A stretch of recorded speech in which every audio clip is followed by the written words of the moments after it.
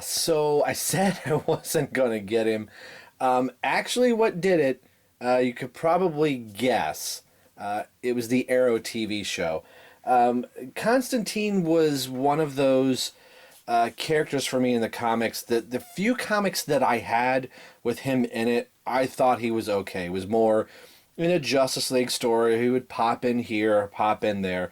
So I never really read much with him. The only real memory I have of Constantine, other than just a couple little blurbs or panels here or there, was the Keanu Reeves movie. I never saw that, but it just didn't appeal to me or I found very enticing.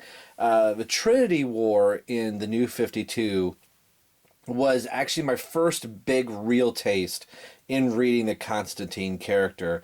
And I quite enjoyed him, but not enough to the point where I was like, oh, I'm going to have to get a Constantine figure. I thought, it's really farther out in my parameters of, I like Robin and Batman and the whole Batman universe. And then, the big A-listers. Well, as I started going through the New 52 figures, I started really branching out and liking a lot of these other figures. And I started realizing I have most of the main figures. And it wasn't until the Arrow TV show that Constantine makes an appearance on it, and I go, oh, I know it's a TV show, it's not the comics, and I'm sure people could go, oh, if you want to read a really good Constantine, you should read such and such. And if you know those, put them down in the comments down here. I'd like to check them out. But even in that one episode of Arrow, I kind of started to see why people liked the Constantine show. Now, evidently, not enough people liked Constantine in order to keep it on air. But I could really kind of see why the show was a sleeper, that the little window that I had into who and what he was on the show made me go, oh, I wish that show was out there. I think I really would have given it a shot. Seeing it in that light, I think maybe would have, maybe helped the show a little bit. So it's something I'd like to try and find online and watch the 6, 7, or 8 episodes that it lasted. All that being said, after watching the Arrow episode, I looked over at my wife and she's like, you want that action figure, don't you? I said, yes, I do. I got this from Amazon and I paid $10.25. Now, granted, I didn't order enough for the $35 free shipping. And we recently got Amazon Prime, so I would have got him free. But still, I paid about $10 in shipping to get him here.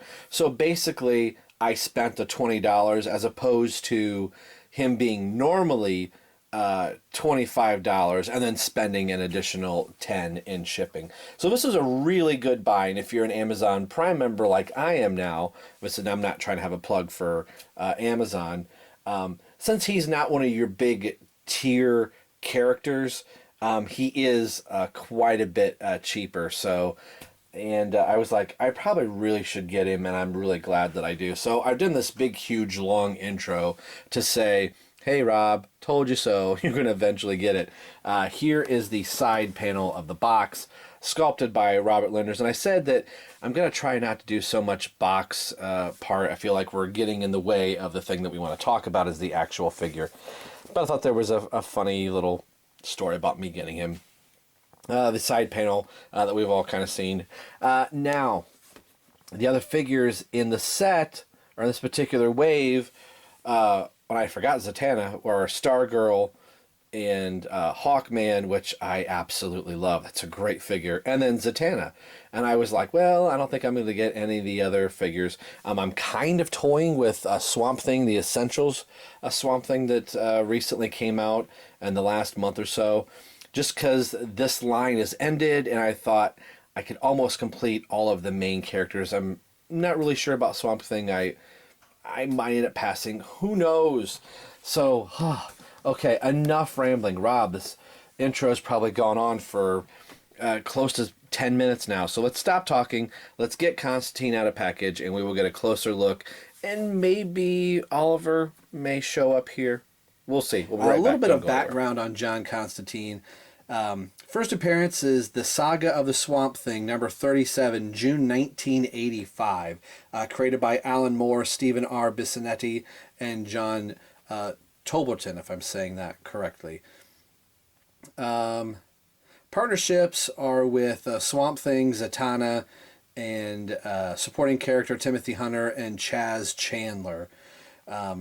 His abilities, as I'm going to read through them here real quick: cunning, evocation, mind control, magically adept, empathy, powerful trench coat that houses demonic powers, multiple and demonic element powers, arcane knowledge, and expert fraud and con artist. So probably should have been somebody that it was probably more, should have been more intrigued by. I kind of liked the darker characters, you know, the Batman's Green Arrows. Constantine would have been one that kind of walks the beat of his own drummer. It says, I'm picking this up off of Wikipedia, so we know it's got to be true. John Constantine, also known as the Hellblazer, is a fictional character, an anti-hero, appearing in DC comic books published... I read that backwards. In comic books published by DC Comics, the character first appeared in Swamp Thing, The Saga of Swamp Thing, number 37, June 1985, and I already read who he was created by. He serves as the lead character of the comic books Hellblazer, 1988 to 2013, Constantine, 2013 to 2015. So he had his own series for a while in the New 52, and it was eventually... canceled and then started up again in Constantine the Hellblazer 2015 until now. So it was just kind of retitled once they did their New 52 YOU type of thing. So the only thing I really have read him in recently is the Trinity War, and I kind of found him interesting, and there's not much I know about the character, so I just wanted to read a little bit of that. I try to have a little bit of insight onto the figures and characters that I'm reviewing. Again, me wanting to pick him up was because of the Arrow TV series and the whole explosion of the DC universe on TV. I wasn't willing to give the show a time of day until it was canceled, and then I saw him on Arrow, and I thought, you know what? I think I would have enjoyed the show. So anyway, let's take a look at the figure. The head comes off rather easy, so I've been kind of having to play with the head here. I don't know if it's just my particular head is just not seated on very well, so I'm gonna probably have to do the hot water trick to get this on to stay on better. So I'm gonna apologize for the sake of the review, but it looks left and right, up and down really well. Yeah, it's just odd that I'm going to pause it really quick. Yeah, it was that way in the package, so maybe just didn't get put on very well. It's still on rather loosely. It's not going to fall off. I'd like to try the boiling hot water and maybe get the ball and the head to kind of loosen up a little bit. But anyway, so the head does look left to right, up and down. Again, that's where it really pops itself off. So if anybody else has Constantine, let me know. Or Constantine, but I believe it's Constantine. Let me know if your figure's that way too. The arms go up close. It's not quite a 90 degree.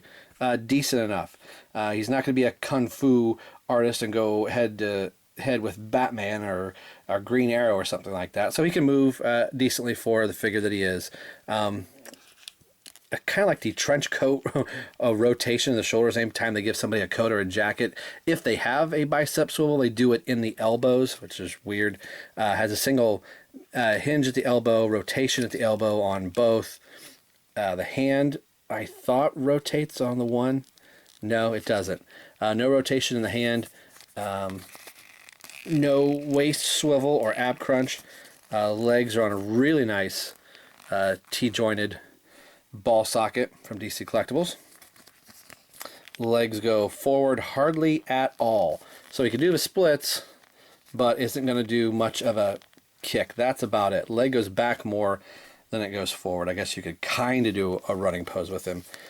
Knees bend, and that is it. Now, Constantine is also known for having a cigarette with him. He likes to have a smoke.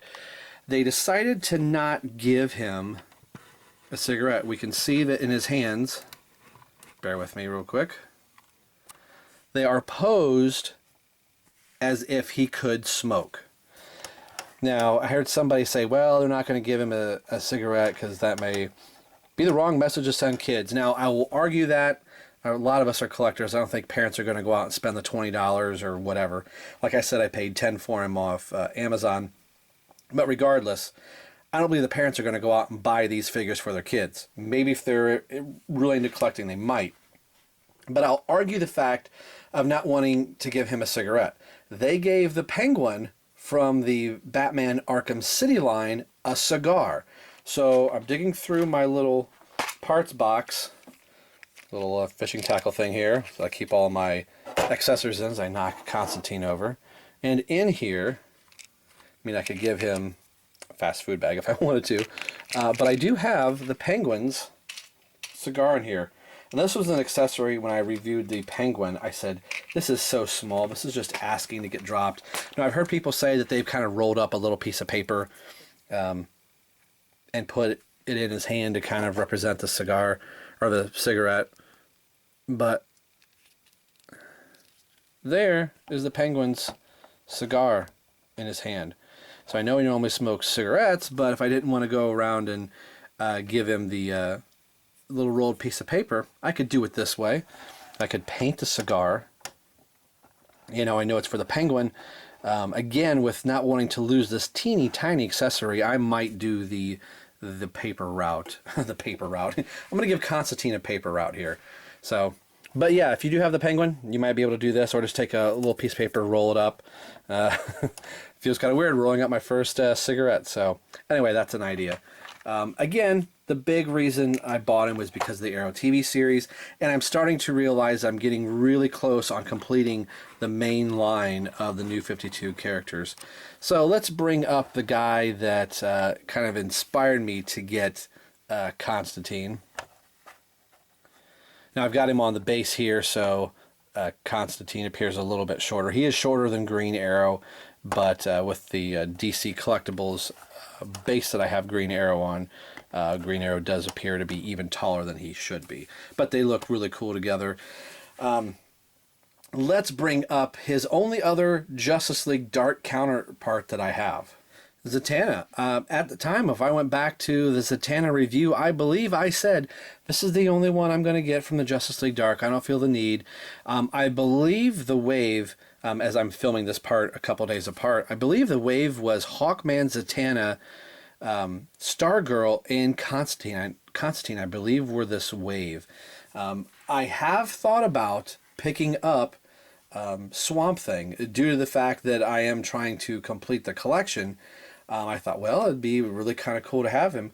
So I might draw a line at the DC Collectibles from the New 52, but I am so close to completing the line of the primary Justice League and teen members. But I want to be able to show the two together. They look really good. And probably what I'm going to do for posing Constantine on the shelf, since I don't have a Justice League Dark setup, I've been putting Zatanna with basically the Justice League America team. So I think that's where Constantine is going to go. So I want to be able to show Constantine with Zatanna. Final thoughts on Constantine. I think he's a decent figure. He has the camera's really kind of washing it out a little bit. There's a little hint of like a 5 o'clock shadow. I probably would have given him a little bit darker. You can kind of see it right in there. It's not overly pronounced. It probably could have been a little bit more. His eyes look really good. His hair probably could have been a little bit of a dirtier blonde. But I think the figure looks great sculpt-wise. Another reason why I picked this up, and then the next figure from DC, depending on where the Star Wars reviews fall in, is you don't see very many normal-looking, like, other than superheroes, you don't see just a guy in a trench coat. I could potentially use this guy as a Jason Bard, if you know from the Batman Eternal storyline, or a detective.